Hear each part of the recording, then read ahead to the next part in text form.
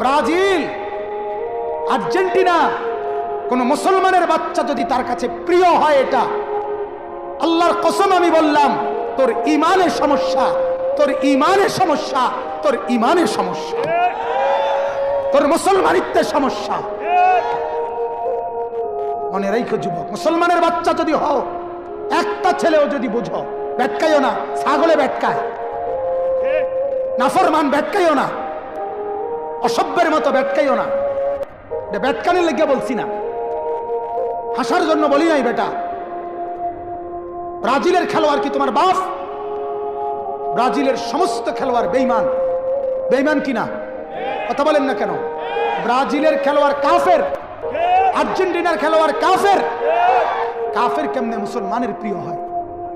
কোন মুসলমানের বাচ্চা কাফের নাম নিয়ে শিক্ষারে কেমনে? কথা বলেন না কেন?